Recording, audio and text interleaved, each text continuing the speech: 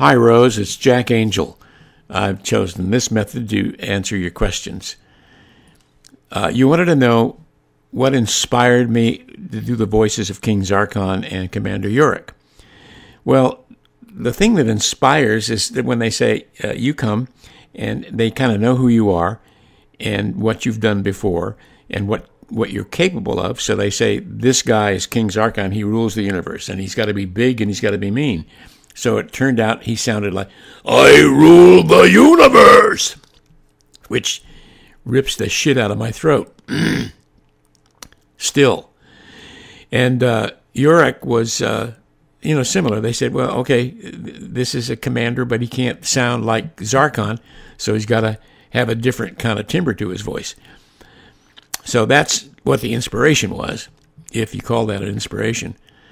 That show was 125 episodes, and we all did pretty much 125 episodes. They decided to pay us on a 10-run buyout, which just means that they didn't have to screw around with residuals every time they ran a show again for 10 runs. Well, a 10-run buyout in those days was like $1,200 a show. So figure it out, 125 episodes at $1,200 a show was a nice chunk of money. People bought cars, houses, and all kinds of stuff as a result of that.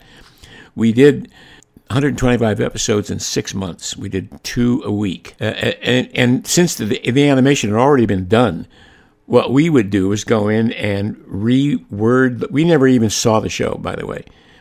We saw pictures of some of the characters, but they would say, okay, this line is, I rule the universe, and it has to be in 3 seconds. And not 3.2 seconds, not 2.8 seconds, but 3 seconds. So you did it until you got it right. And they seemed to know where the energy had to be, whether the guy was screaming or whether he was sad or happy or whatever. As far as Lenny Weinrib is concerned, Lenny was one of the most brilliant voice actors in the business ever, and he was also a big turd. He was brilliant. He did H.R. Puffin stuff, voices, and I know actors that sat across the table from him and said they'd never seen a guy who was so brilliant as Lenny. Lenny's problem was that he just was a jerk. He passed away.